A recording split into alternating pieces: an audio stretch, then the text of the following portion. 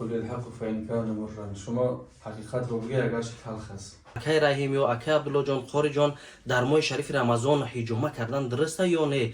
کدام خصلت همین هجومه در ماه شریف رمضان روزه انسان رو میشکنه دوستان عزیز؟ صلی الله علیه و سلم در حالی که چی بودن؟ روزدار.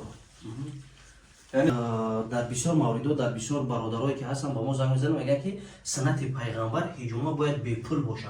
نمیشه که همین ما برای همین قدر برادرایی که ما را تماشا کردن همین دکان ما میانه یگان سود نگیریم همین خیر هر روز همین خدمت خلق باشیم و بگردیم. بله. ناگهان میبری پای میکنی همین خون اگر برویا میشکنه روزا. اینجا صرف دیران پامیدوری ناپختگی. شما هجومه را نرخ مونده یا که هجومه را با پول کرده. یعنی او پولی که اونا میتیان اگر اونا گویان که سنت رسول اکرم با پول خریده میتونن اونا پول خواندن. من هست متاسفانه کسایی که پیشون میره من خواندنی میگن که همین قسم بودی میخونم. انا ای چی میشه؟ طمع میشه و حرامه. ولی کسایی که اونا طمع نمیکنن یک کس که اونا را پول میتیه او پول برای اونا چی نیست؟ حرام نیست. زیرا رحیم پروداکشن. رحمت دوستای گرامی، امیدوارم تنسیت و خانواده هستید. در مغازه دلش موبایل عکس ها رفته سودن چه خیلی که قبلا گفته بودیم در ماه شریف رمضان بهترین عکس ها میشه. اینا میگذاریم دوستای گرامی ای تلفن های ردمی A1 پلوس 5000 چی خود سیکلوش خطی اینا 5000 ریالمی 5000 خطی چی خود سیکلوش انا پوکو آوردیم اپراتیو کاش 3 خاطرش 32 ماچی باتری 6000 نرخ 6000 روبل. دوستای گرامی انا دوستای گرامی درون برای جانو 1900 روبل. اینا دوستای گرامی این پرواز میکنه 60 مینوت کامera داره دوستو. اینا میتونه که سیونکا کردن گیره. این نواراش در تلگرام کانال ما هستن دوستو برای سپارش کردن شما میتونید به این رقم زنگ زنی در تلگرام کانال ما همه نرخ نو بارا عکسای ما میجدن میشن باقی در امان یاد. السلام علیکم دوستان عزیز و هواداران سامانه رحیم پروداکشن.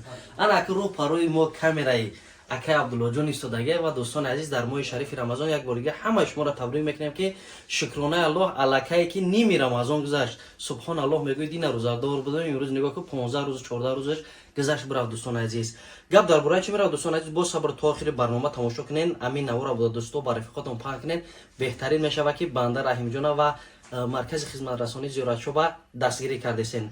اویدی هجومه در ماه شریف رمضان برادران عزیز بسیار شخصیت ها ما در تماس میبرن زنگ بزنن که اکای رحیمی و اکای عبدالله جان قاری جان در ماه شریف رمضان هجومه کردن درسته یا نه؟ کدام خصلت همین هجومه در ماه شریف رمضان روزه انسان رو میشکنه دوستان عزیز؟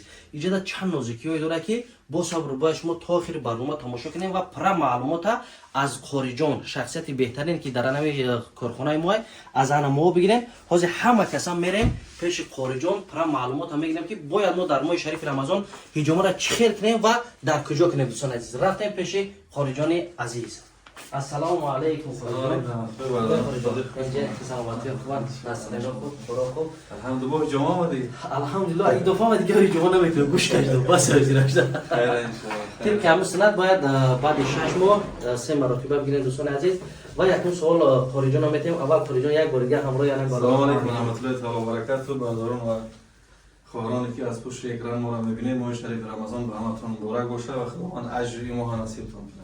بله هزار رحمت قاری جان. میگذاریم به یکم سوال قاری جان که بسیار شخصیت‌هایی هستن که حتی در شما هم زنگ زدگان در کارخانه هم زنگ زدگان که در ماه شریف رمضان هجومه درسته یا نه؟ بعضی طایفه‌ای هستن که میگن نه درست نیست. مثال بعضی نفرا میگن ها پورا برای همین برادرها فهمونده میتونه که در ماه شریف رمضان هجومه کردن. بله این سوال قریب که هر روز میشه بسیار با تلفن خدی زنگ میزنن با شوهرم میپرسن مثلا منم میپرسن. یعنی در رمضان گرفتن خون اول پیش از سخن سر کردن حدیث عرض کنیم که حضرت ابن عباس میفرماید که اعوذ بالله من الشیطان الرجیم حدیث شریف است میگه مثلا احتجم النبی صلی الله علیه و سلم و هو صائم. حدیثی صحیح سنن ابو داود و حدیث شماره 2709 میشه که هجومه کردن پیامبر اکرم صلی الله علیه و سلم در حالی که چی بودن؟ روزادار. یعنی از این صورت و به این خاطر حجامه گرفتن در رمضان یگان باکی نداره. ولی حضرت انس ابن مالک سوال کردن که شما به چه علت حجامه را در رمضان مکروه میدونید؟ گفتن که من مکروه نمیدونم اگر خوفی سست شوی یا خود به حالت شوی نباشه.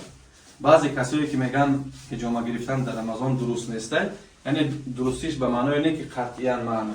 کسایی که خوف برن که در رمضان به قوت میشون، سلب میشون، مثلا ناتوان میشون هستن. کسایی که خوناشو کمه یا که یک کم تر گشنه مونن به آب مونن کم قوت میشون، سلب میشون. یا کسایی قند دارن همون روزشون با یه عذاب میگیرن. یگان مشکل در زمین دارن به همون خاطر اونا مثلا میتونن که نگیرن حجامه. ولی کسایی که از خودشون باوری دارن که قوتشون در جوش مثلا با قوتن میتونن بگیرن، یگان باکی نداره، حجامه نمیشکنه روزه. این از من با یک کارشه خطی همی دست ناگهان میبری پای میکنی همی خون اگر برویا میشکنه روزه سال باشه مونه. انا میام همون خیلی حجامه چیزی که از درون بیرون میبرویا وای نمیشکنه. ولی کسایی که در رمضان خون میگذرونن در خودشو از سبب کم خونیشو انا چی میرن میشکنن. چیزی که از درون بیرون یعنی او میشه یک غذای وقتی انسان در خودش وارد میکنه. یعنی دوستان عزیز برادران قدردان چقدر که قاری جان به حدیث و با نام چیزایی که برای ما پیشنهاد کرد دوستان عزیز هر یک کس ارادهش از خودش وابستگی داره. اگر که تو قوتناکی خوبه اخته بردم با قوت دیس میکنی مرحمت بیا حجامه بگی. اگر که نفرانی که مثال قاری جان نمیتونن و اراده شوی دارن حتما که ساعت‌های کاری ما برای ما کفایه که بعد شام میان یا برای تراویح میخونیم یا جای بعدی تراویح میگیرن یا پیش از تراویح که دقیقاً چی باشه بیان ان شاء الله شامشون که خواندن بیان میگیرن شب که دقیقاً چی باشه موافق باشه. یعنی کسایی خوف برن که به خود نشان سلب میشن بعد بیان که نه برادرم که اخیش باوری داره از اومده ان شاء الله که میگیره جانش. این برادر ما الحمدلله روزادار یا برادر عزیز السلام علیکم. و علیکم السلام. خوبیه که سلامتی و خوبه. این باور که شکلنا خوش پاک ز سرخ دیرن همیداری ناختگی. قاری جان یعنی تمام نمود مساج خیلی که ما تیپ کنیم در مورد پیش رفتیم همشون در همین ماه شریف رمضان میشه. بله بله. همون خیلی که در غیر رمضان بود همون چیزا یگان چیز کم زیاد نیست الحمدلله. فقط که آخه چون باوری دارن مثلا مستحکم قویه یگان بو که ندارن. انا دوستان عزیز از همه باز یک بار احترام خواهش میکنم که بیاین همه کسا با مرکز خدمت رسانی زیارت چوبی ما دوستان عزیز. حاج قاری جان طرز رفتن وای لیز و زدن ما یک وای نشید خوبه ان شاء الله قرائت میکنم بهر ما و شما در انای ماه شریف رمضان که گوش کنیم حلاوت بریم دوستان عزیز. باید ما در انای ماه نه اینکه ماه شریف رمضان همه 12 ماهی که هست باید ما همه وقت در ذکر خدا باشیم یک سخنهای خوب باشیم. امروز ما خواستیم دوستان عزیز که کمی هم باشه وقت شما را خوش کنیم و نفرانی که خواستن که دوستان عزیز برای ما پر معلومات بدن که در کجا اومدگی حجامه کردن درسته در رمضان یا نادرسته چخیل که پر معلومات بود قاری جان گپ زد. کسانی که با یگان شک شبهه یگان چیز داره مرحمت در کامنتر نویسین ان شاء الله تو قدر امکان با سوالای شما نیز پاسخ میگردونیم. و حاضر با میرم قاری جان یک نشیده که خوب در عین رزوازنی ماشاءالله بیاجا راحت میکنی میخونه گوش میکنیم. همه کسا در حق برادر دعا میکنیم خداوند گذشتگیش رحمت کنه که بهترین شخصای خوب داریم ما در دکان زیارت شب دوستان عزیز. حاضر همه کسا میریم ان شاء الله نشید خونی سر میشود. قاری جان پیش از نشید خوندن میخوام یک سوال دیگه برای من برادران کنم که حتما با همین سوال در کامنتر میشود. اجازه هست؟ بله بله شونه. قاری جان حجامه سنت پیغمبر منایه محمد صلی الله علیه و آله و سلم نمیشه که در بسیار موارد در بسیار برادرایی که هستن با ما زنگ میزنن میگن که سنت پیغمبر حجامه باید بی پول باشه. نمیشه که همین ما برای همه قدر برادرایی که ما را تماشا کردن همه دکان ما میانه یگان سونه گیریم همه خیر هر روز همه خدمت خلق باشیم و بگردیم. بله بله. البته پیش از این حدیث جناب رسول اکرم صلی الله علیه و سلم که قل الحق فإن كان مرا شما حقیقت رو بگی اگرش تلخ است. تلخ است بله. اگه اینجا سخن سری از اون میره که هست در بین مردم سخنایی که شما حجامه را پول قطع میکنید یا که شما از حجامه پول میگیرید. با یک مثال عادی بگم اگر همه ما و شما از وطن به غریبی آمدیم برای مستینه بله مخاطر کار کردن و چی کردن مثلا زندگی را پیش بردن و همون نفقه پدر مادر چی کردن تامین کردن. ولی این سخن خطاست که شما حجامه را نرخ مانده یا که حجامه را با پول کرده. یعنی او پولی که اونا میتین اگر اونا گویان که سنت رسول اکرم با پول خریده میتونن اونا کور خواندن. من باشم یا که شما باشه کسی که نباشه یعنی سنت با پول نمیشه خریدن تمام دنیا رو اگر تی او را با پول نمیشه خریدن این هجامه را هممون میدونیم که سنت های یا به مانند از این کسایی که میگه که شما مقصد ما را نیو دیگران را همین میگن که شما خواندن با پول کردین هست متاسفانه کسایی که پیشون میره من خواندنی میگن که همین قسم بودی میخوانم انا ای چی میشه طمع میشه و حرامه ولی کسایی که اونا طمع نمیکنن یک کس که اونا را پول میتیه و پول برای اونا چی نیست حرام نیست زیرا اگر ملا از سحر تا بگه کسایی مردم بخونه مردم که او را پول نتیان که پول برای او حرامه او بیچاره گناهگاره که سیمه ور کی مثلا چی میکنه پیش میبره یعنی او پولی که دوام میتی مثلا طوری که یک حرف قرآن اگر دنیا را تی او را خریده نمیتونی پولی که او را میتی بلکه قیمتی وقتی او را چکا میکنی میخری یعنی همین نرخی که ده هجامه هسته این نرخ هجامه نیست نرخ وقت نرخ این هایی چی است محصولات های مثلا بانکه و سفیدکه و پیرشتکی و سپیرتش و چی قدر مهنت و کارگری که در اینجا کار میکنه و هم بیچاره فامیل داره مثلا پدر و مادرش هستن باید اونا را خورانه پوشانه پولی ارنده و ما به خاطر احیای سنت این خیلی جاها را تیار میکنیم نه که معنی ویره ندارن که عیسی خیلی ما در او چی کنیم مثلا صرف کرده بتونیم هیچگاه شریعت انسان در عبادت از توانش زیاد چی نمیکنه جلب نمیکنه وقتی که انسان یک کاری خیر میکنه به اون اندازه که قوتش میرسه یعنی برای خاطر این نرخ پولی چی نیست هجامه نیست بلکه پولی وقت و پولی مثلا آینده همین دکان کسی که در کار میکنه مثلا از این صورت یک چیز باید مردم اول فهمن درست فهمن بعد سخن کنن خوبتر البته بله برادران عزیز بسیار همین سوالات در ما در کامنتر میشه با کدوم خاطر برادر جان که شخصا خودت از در غریبی ما را و بنده خارجی را تماشا کردید حتما برای یک لقمه حلال برای یک مهنت اومدگی که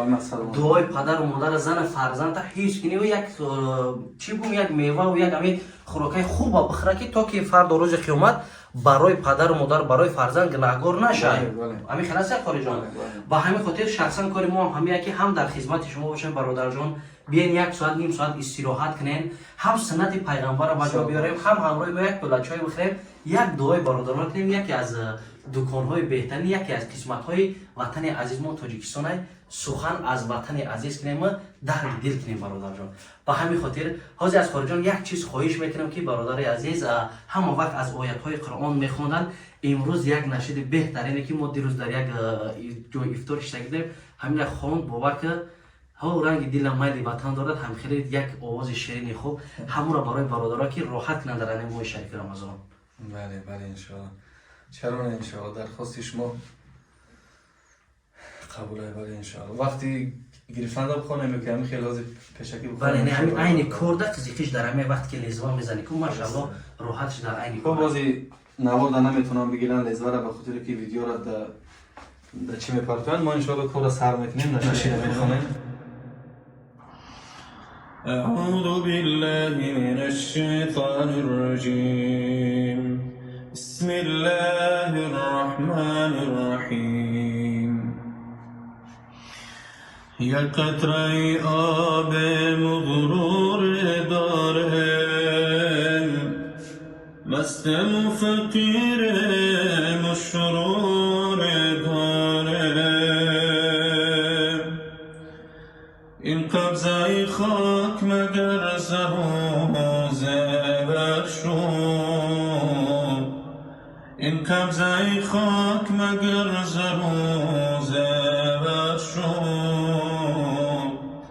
با قطره خود عزم بهور دارم با قطره خود عزم بهور دارم آن دل که در او مهر خدا نبود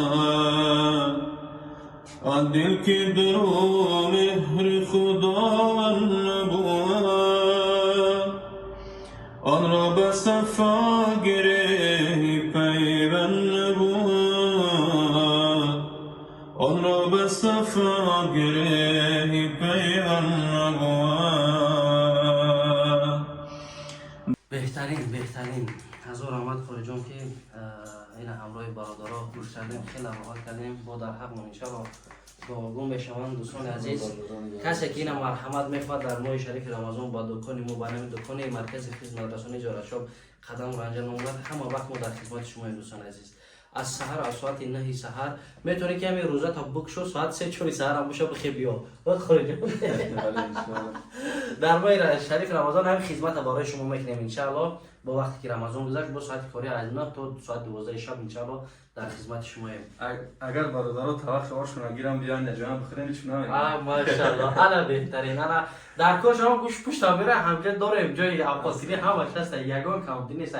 کامی افطار کردن مرحمت بیا میشنیم یک گوشه تاجیکستان 4 تا صحبت برای وطن عزیز میکنیم. خداوند حفظ امون و نگهبان باشه، وطن عزیزمون بهترین میشه ان شاء الله.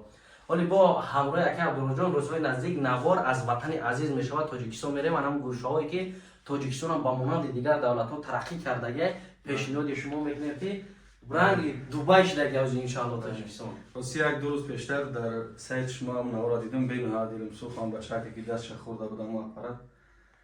خداوند همه غریبان را نگهبان باشه که با او خیلی حالت‌های دشوار نرفتن، ولی وقتی که انسان در او خیلی حالت دشوار میافته بعد تنهایی خودش حس میکنه.